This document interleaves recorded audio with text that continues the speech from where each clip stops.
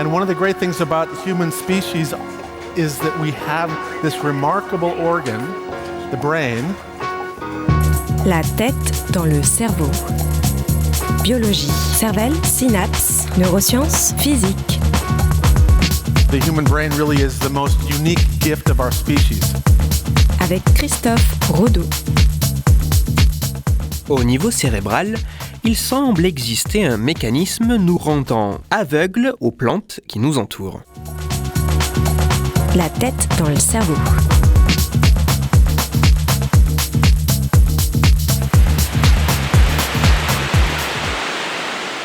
En observant un paysage, nous pourrions croire que notre perception se fait et s'attarde de manière comparable sur chaque élément, ceci sans aucune différence. Mais dans les faits, il semblerait que nous n'accordions pas tout à fait la même importance aux plantes qu'aux animaux. Cette étrange singularité est nommée la cécité botanique. Pour les chercheurs derrière ce concept, ce phénomène pourrait notamment expliquer pourquoi nous aurions tendance à négliger les plantes en comparaison du règne animal. Si cette cécité botanique pourrait avoir une part culturelle due à une sensibilisation, une imprégnation différente et au fait de la surreprésentation du monde animal, notamment lors de notre éducation, cet aveuglement aux plantes pourrait également avoir une part biologique, une part physiologique, qui ferait que, sans que cela soit réellement volontaire, au niveau cérébral, nous ne traiterions pas exactement de la même façon les plantes et les animaux.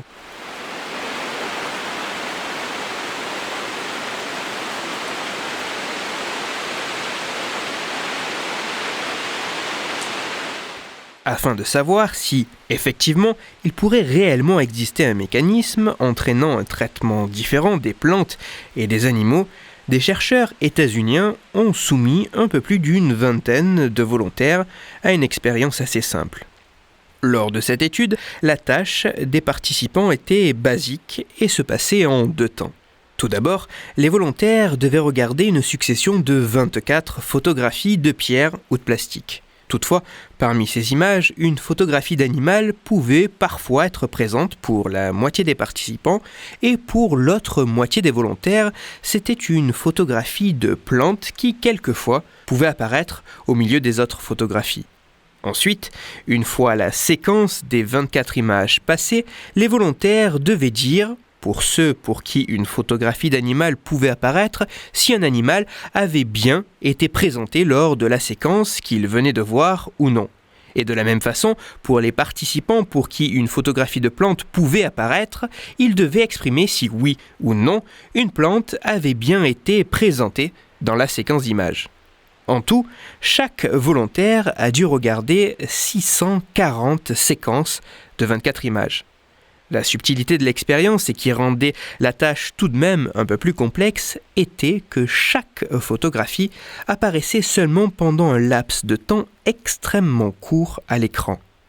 Dans le détail, chaque image n'apparaissait que pendant une durée de moins d'un dixième de seconde, très exactement 32 millisecondes, et le temps de pause entre 2 images était de 70 millisecondes. En tout, l'ensemble d'une séquence de 24 images durait donc moins de 2 secondes et demie.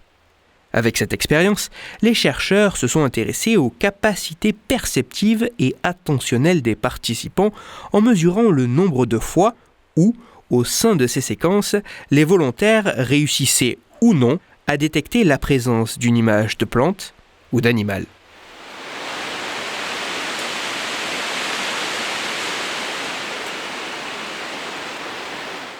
Clairement, notre capacité à détecter la présence d'un type de photographie au sein d'une séquence d'images ne semble pas du tout être la même si la photographie identifiée est celle d'une plante ou d'un animal. Dans le détail, les résultats des chercheurs montrent qu'en moyenne, les participants arrivent à détecter la présence d'une photographie d'animal lorsqu'elle apparaît dans une séquence dans 90% des cas.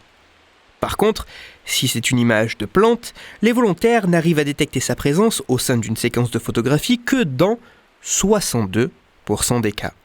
Il semble donc plus dur de détecter les plantes comparé aux animaux. Une différence statistiquement significative. Néanmoins, les chercheurs ont tout de même mené une analyse complémentaire pour savoir si cette différence ne pourrait pas s'expliquer par le seul fait que les images de plantes choisies étaient plus complexes à identifier comme étant réellement des plantes. Et la réponse est non. Cette différence ne semble pas pouvoir simplement s'expliquer par des images plus difficiles à catégoriser comme plantes. Il semble y avoir au niveau de notre cerveau un mécanisme qui traiterait différemment les images si elles représentent des plantes ou des animaux. Oui, notre attention ne semble pas être capturée de la même façon par les plantes et les animaux. Oui, nous ne traiterions pas tout à fait les plantes de la même façon que les animaux. Oui, comparé au monde animal, le monde végétal pourrait avoir tendance à être plus invisible à nos yeux.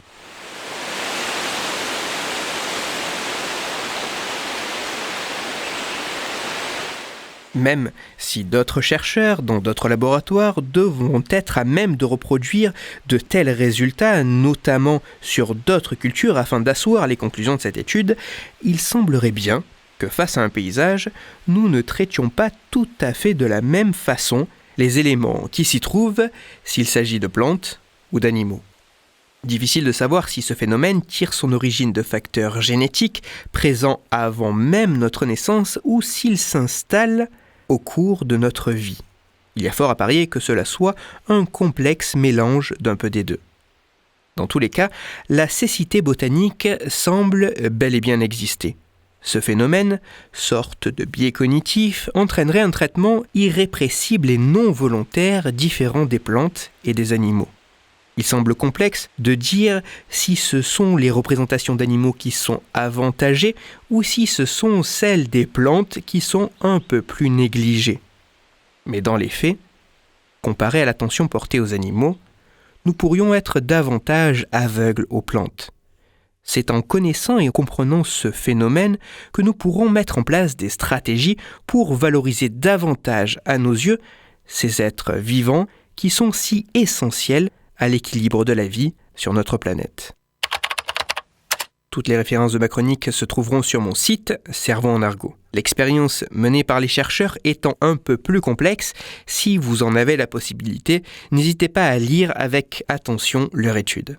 Pour approfondir la chronique d'aujourd'hui, je vous renvoie vers un article disponible gratuitement sur Internet qui vous permettra peut-être de voir les plantes différemment. Cet article a pour titre « Les plantes ont-elles un cerveau ?» Il est écrit par Yves Sciamma et il est à lire sur le site scienceetvie.com.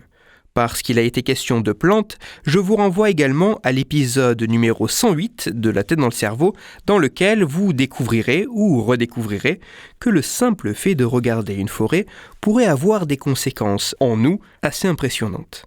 Pour parler plantes et animaux, ou plus sérieusement, afin de discuter science et cerveau, vous pouvez me retrouver sur Twitter, @Christophe_Rodo, R-O-D-O, sur la page Facebook de La tête dans le cerveau et sur mon blog Cerveau en argot. Si vous avez des questions ou des sujets dont vous voudriez que je parle, ou simplement des retours à me partager, n'hésitez pas à me le faire savoir directement sur mon compte Twitter, sur la page Facebook ou par mail à l'adresse latettedanslecerveau@gmail.com. Toutes mes chroniques, y compris celles-ci, sont disponibles en réécoute sur mon podcast La tête dans le cerveau, à retrouver sur toutes les plateformes, dont SoundCloud, Deezer, Spotify, Google Podcast et iTunes. Christophe Rodo. La tête dans le cerveau.